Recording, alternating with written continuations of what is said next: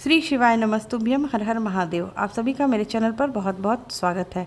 आज की वीडियो में मैं आपको सोमवती अमावस्या की व्रत कथा को पढ़कर सुनाऊंगी। तो हाथ में थोड़ा सा तिल और पुष्प लेकर हम सोमवती अमावस्या व्रत की कथा का श्रवण करेंगे। कथा को श्रवण करते समय आप हुंकारी जरूर भरिएगा, ऐसा कथा सुनने का नियम होता है। तो आइए सुनते हैं सोमवती अमावस्या की व्रत कथा। श्री गणेशाय नमः। बोलिए विष्णु भगवान की जय। सोमवती अमावस्या व्रत कथा प्रारंभ। सुत जी बोले कि सरसैया पे पड़े हुए भीष्म पितामह जी के समीप जाकर धर्मात्मा युधिष्ठिर ने प्रणाम करके हितकारी वचन बोले। युधिष्ठिर बोले कि भीमसेन के कोप से मुख्य दुर्योधन इत्यादि कौरव मारे गए और अब सब राजाओं को युद्ध में अर्जुन ने मार डाला। दुर्योधन की बुरी सलाह से मेरे कुल का नाश हो गया। अब बालक, वृद्ध और दुखी मनुष्यों को छोड़कर कोई राजा रह ही नहीं गया। भरत वंश में केवल हम 5 भाई ही शेष हैं। यद्यपि हमारा एक छत्र राज्य है, किंतु मुझे अच्छा नहीं लगता। अपना जीवन भी मुझे अच्छा नहीं लगता। भोग में कुछ प्रीत नहीं है। वंश का नाश देखकर मेरे हृदय में दिन रात संताप रहता है। उत्तरा के गर्भ का बालक भी अश्वत्थामा के अस्त्र से जल गया। इस कारण इस पिंड विच्छेद को देखकर मुझे दुगना दुख हो रहा है। हे पितामह, अब आप ही बताइए कि मैं क्या करूं और कहाँ जाऊं जिससे मुझे शीघ्र ही चिरंजीवी संतति प्राप्त हो। भीष्म जी बोले, हे राजन सुनो, मैं तुम्हें व्रतों में एक उत्तम व्रत बतलाता हूँ, जिसके करने मात्र से ही चिरंजीवी संतान की प्राप्ति होगी। हे युधिष्ठिर, जब सोमवती अमावस्या हो उस दिन अश्वत्थ पीपल के समीप जाकर जनार्दन का पूजन करें और उस वृक्ष की 108 प्रदक्षिणा करें और उतने ही रत्न, धातु और फल ले लें, अर्थात 108 रत्न, सोने चांदी के आभूषण या बर्तन, फल और लड्डू, पेड़े इत्यादि ले लें और प्रत्येक प्रदक्षिणा में 108 में से एक एक वस्तु को लेकर प्रदक्षिणा करें, पूरी करके अलग रखते जाएं। इस प्रकार 108 प्रदक्षिणा में अपनी शक्ति के अनुसार 108 वस्तुएं देकर व्रत समाप्त करें। हे राजन, यह व्रत सोमवती अमावस्या का व्रत भगवान विष्णु को प्रीत होने से शुभ फल देने वाला है। हे प्राज्ञ, तुम उत्तरा से इस व्रत को कराओ। उसका गर्भ जीवित हो जाएगा और तीनों लोक में विख्यात गुणवान पुत्र होगा। पितामह के वचन सुनकर युधिष्ठिर बोले कि उस व्रत का विस्तार से कहिए। हे विभो, इस व्रत को मृत्युलोक में प्रथम किसने प्रकाशित किया और फिर इसको किसने कहा। भीष्म जी बोले कि एक सर्वविख्यात कांची नाम की महापुरी है, जो चांदी के पर्वत जैसे ऊंचे ऊंचे बड़े बड़े विशाल महलों से सुशोभित है और नगरी के नर नारी भी सुंदर वेश में सुशोभित हैं तथा ब्राह्मण, क्षत्रिय, वैश्य और शूद्र सभी अपने अपने कामों में लगे रहते हैं। वह नगरी रूप और चातुरी में प्रवीण वेश्याओं से सुशोभित है, जैसे कि कुबेर की अलकापुरी या इंद्र की अमरावती है। अग्नि की अत्यंत तेजवती महापुरी के समान वह नगरी रत्नों से भरपूर है। वहाँ का बड़ा पराक्रमी रत्नसेन नामक राजा था।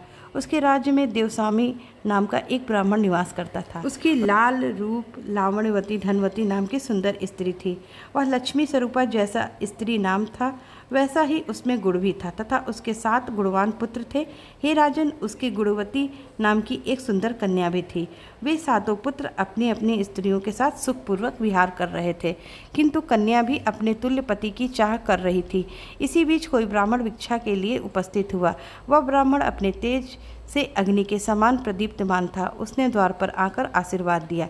देव स्वामी की 7 पुत्र वधुएं शीघ्र ही उठ खड़ी हुईं और प्रत्येक ने अलग अलग उस ब्राह्मण को भिक्षा दी। उसने उन सबको सौभाग्य संपत्ति के साथ अचल सुहाग का वर्षा आशीर्वाद दिया। पीछे माता ने गुणवती को भी भिक्षा लेने के लिए भेजा। उस कन्या ने भी ब्राह्मण के चरणों का अभिवादन करके भिक्षा दी। इस पर उस ब्राह्मण ने उसे आशीर्वाद दिया कि हे सुबह, तुम धर्मवती हो। इस विस्मय युक्त आशीर्वाद को सुनकर गुणवती घर के अंदर चली आई और उस ब्राह्मण ने जो आशीर्वाद दिया था उसे माता को सुनाया। उस आशीर्वाद को सुनकर माता धर्मवती पुत्री का हाथ पकड़कर द्वार पर आई और उस ब्राह्मण को पुत्री से पुनः प्रणाम करवाया, किंतु ब्राह्मण ने फिर वही आशीर्वाद देकर उन्हें संतोष प्रदान किया। आशीर्वाद सुनकर धनवती फिर चिंतित होकर बोली, हे भगवान, आप प्रसन्न होकर मेरी बात सुनिए। आपने मेरी पुत्र वधुओं को प्रणाम करने पर अच्छे अच्छे आशीर्वाद दिए। वे आशीर्वाद अचल सुहाग, पुत्र सुख और सौभाग्य देने वाले थे, किंतु इस पुत्री को प्रणाम करने पर आपने उसे विपरीत आशीर्वाद दिया। हे भद्रे, तुम धर्मवती हो और यही बार बार आशीर्वाद दिया है। हे विप्र ऋषि, इस आशीर्वाद के प्रयोग करने का कारण यथार्थ से कहिए। ब्राह्मण बोला, हे धनवती, तुम धन्य हो। तेरा उत्तम चरित्र भूमंडल में प्रसिद्ध है। मैंने तेरी पुत्री को यथायोग्य ही आशीर्वाद दिया है। यह विवाह के समय सप्तपदी के बीच में ही विधवा हो जाएगी, इसलिए हे सुबह इसे धर्म आचरण करने चाहिए।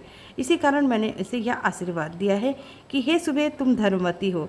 यह सुनकर धनवती चिंता से व्याकुल हो गई और बारंबार प्रणाम कर दीन वचन में बोली, हे विप्रेंद्र, आप इसका कोई उपाय जानते हो तो आप दया करके शीघ्र कहिए।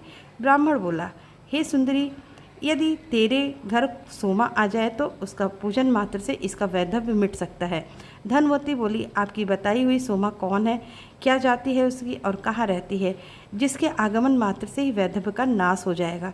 हे महाभाग्य, आप उसे कहिए, मैं समय बढ़ाना नहीं चाहती। ब्राह्मण बोला, वह सोमा जात की धोबन है, उसका निवास स्थान सिंघल द्वीप में है।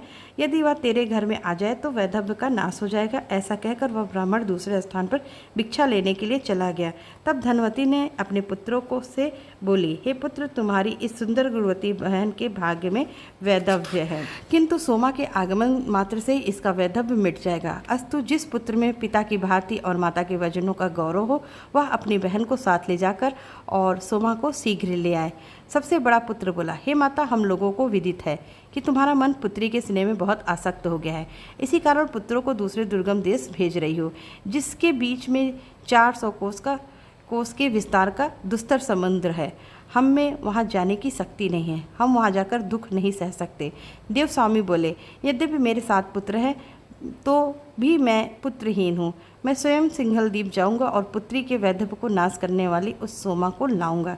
इस प्रकार देवस्वामी क्रोधित होकर कह रहे थे कि उसी समय छोटे पुत्र शिव स्वामी ने प्रतिज्ञा पूर्वक कहा, हे तात, आप क्रोध से वशीभूत होकर ऐसा ना कहो। मेरे सिवा कौन सिंघल द्वीप जाने का समर्थ हो सकता है।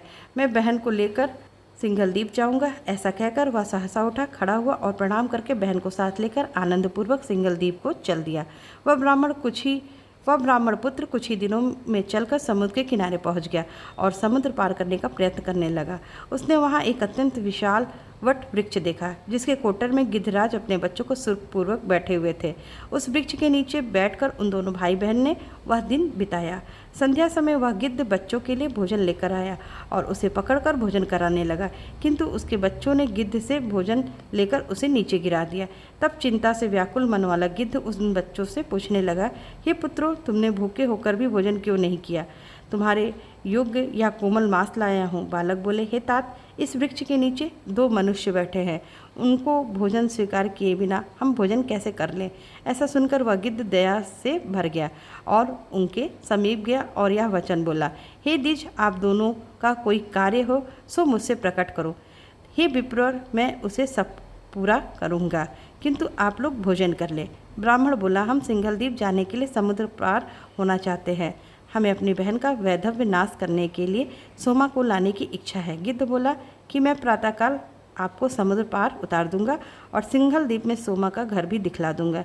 इसके पश्चात रात्रि व्यतीत होने पर सूर्यदेव के उदय होते ही गिद्धराज ने उन दोनों को, भाई बहन को, समुद्र पार उतार दिया। वे सिंघल द्वीप में आकर सोमा के घर के समीप ठहर गए। इसके पश्चात वे दोनों प्रातःकाल के समय सोमा के घर चौक को साफ कर उसे प्रतिदिन लीप कर सुंदर बना देते। इस प्रकार यह करते करते उन्हें 1 वर्ष व्यतीत हो गया। इस प्रकार की स्वच्छता देखकर सोमा ने विस्मित होकर अपने पुत्रों और बहुओं से पूछा कि यहाँ झाड़ू लगाकर कौन लीपा करता है, मुझसे कहो। उन सभी ने एक ही साथ कहा कि यह हमारा किया नहीं है। इसके पश्चात एक दिन धोबिन रात्रि को छिपकर बैठ गई। उसने देखा कि ब्राह्मण की कन्या घर के आंगन में झाड़ू लगा रही थी और पवित्र व्रती भाई उस आंगन को लीप रहा था। सोमा ने उन दोनों के पास जाकर पूछा कि तुम दोनों कौन हो, मुझसे कहो।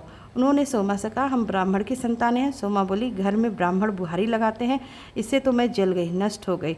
इसमें कोई संदेह नहीं है कि इस पाप से मेरी ना जाने कौन कौन सी दुर्दशाएं होंगी। हे द्विज, हम तो हर प्रकार से पाप जात की धोबिन विख्यात है, फिर तुम ब्राह्मण होकर यह विपरीत कर्म करने की इच्छा क्यों करते हो? शिव स्वामी ने कहा, यह जो मेरी गुणवती नाम की बहन है, सो उसका विवाह के समय सप्तसदी के बीच में वैधव्य योग पड़ रहा है और तुम्हारे समीप रहने मात्र से वैधव्य योग का नाश हो सकता है। इसी कारण मैं बहन सहित यह 10 दास कर्म करता हूँ। सोमा ने कहा, अब आगे ऐसा न करना, मैं तुम्हारी आज्ञा से चली चलूँगी। ऐसा कह सोमा घर में आकर बहुएं से कहने लगी, मैं इनके साथ जाती हूँ। यदि कभी मेरे राज्य में मेरा कोई व्यक्ति मर जाए तो जब तक मैं लौट कर ना आऊँ तब तक उसके शव को वैसा ही रहने देकर उसकी रक्षा करते रहना। किसी के कहने से भी किसी को कभी जलाने मत देना। यह आज्ञा पुत्रवधुओं को स्वीकार कर लेने पर सोमा महासमुद्र के किनारे आई और क्षण मात्र में उन दोनों भाई बहन को पार उतार दिया तथा स्वयं भी आकाश मार्ग से उस महासमुद्र को पार हो गई। उसके प्रभाव से निमेष मात्र में ही सब कांचीपुर आ गए। सोमा को देखकर धनवती ने प्रसन्न होकर उसकी पूजा की। फिर इसी बीच शिव स्वामी देशांतर से अपनी बहन के सदृश वर लाने के लिए उज्जैनी पहुंचा और वहां से पंडित देव शर्मा के पुत्र रुद्र शर्मा ब्राह्मण को वर के रूप में ले आया, जो कि उसकी बहन के समान गुणवान था।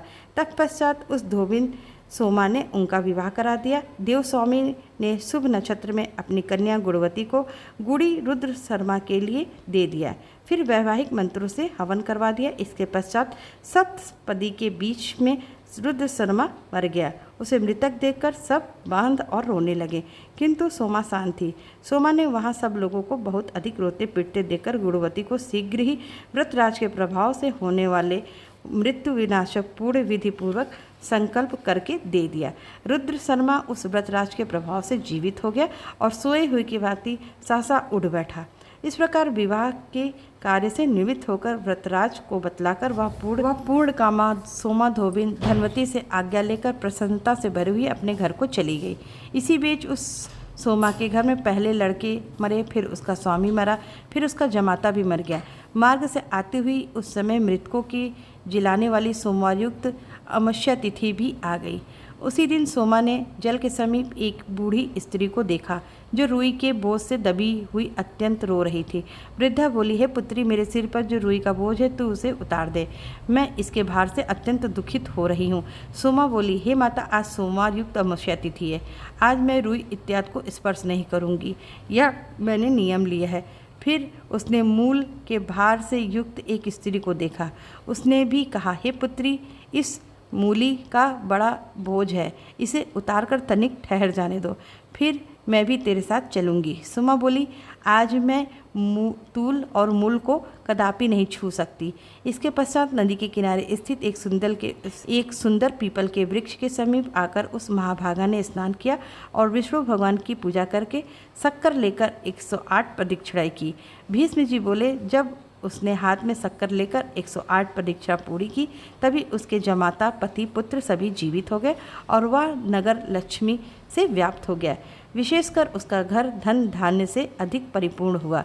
अब वह महाभागा सोमा अपने घर आई। उसने अपने पति, पुत्र, जमाता को जीवित देखा। वह यह सब कुछ जानती थी, अस्तु उन सबको पाकर कृत संकल्प हो गई। सभी बहुएं उस तपस्विनी को प्रणाम करके पूछने लगी।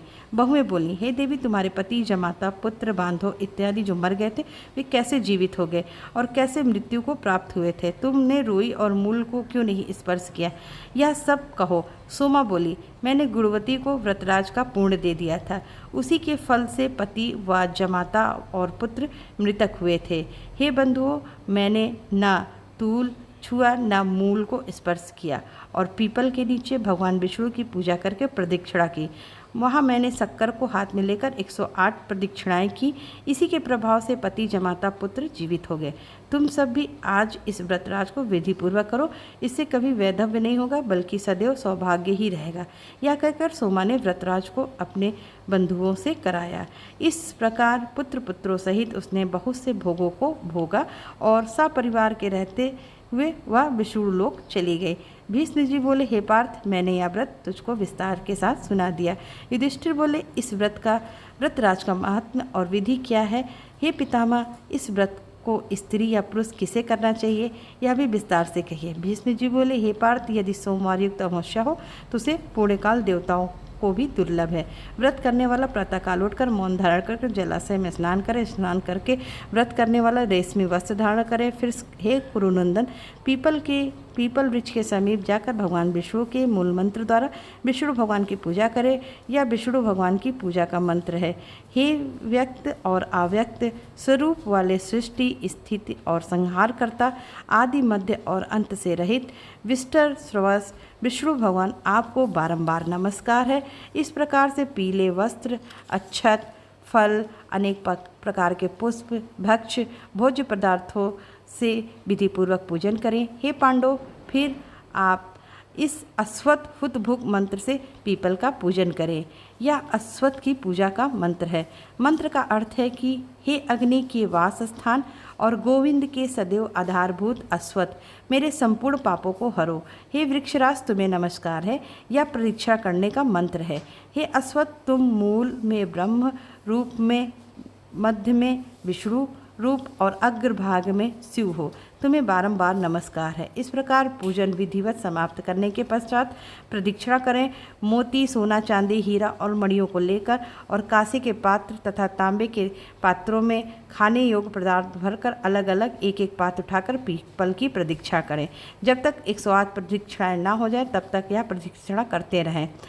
फिर वह एक द्रव्य गुरु अथवा ब्राह्मण को दे दें। इसके पश्चात सोमा की संतुष्टि के लिए सुवासिनी सुहागिन स्त्रियों का पूजन करके ब्राह्मणों को अन्न दे दें। फिर स्वयं मौन होकर भोजन करें। हे राजन, यह मैंने व्रतराज की विधि तुमसे कही है। द्रौपदी, सुभद्रा, उत्तरा से भी यह व्रत कराओ। उत्तरा के गर्भ का बालक अल्प समय में जीवित हो जाएगा। युधिष्ठिर जी बोले, जो स्त्री थोड़ी संपत्ति वाली हो वह बिना स्वर्ण के क्या करे? वह इस व्रतराज का पूर्ण फल कैसे प्राप्त कर सकती? सो कहिए। भीष्म जी बोले, हे पांडव, फल, फूल, भक्ष्य पदार्थ, लड्डू, पेड़ा इत्यादि और वस्त्र आदि के द्वारा प्रदक्षिणा करने से भी पूर्ण फल की प्राप्ति होती है। हे नरेंद्र, विष्णु भगवान के इस व्रत के प्रभाव से तुमने ध्यानपूर्वक सुना है।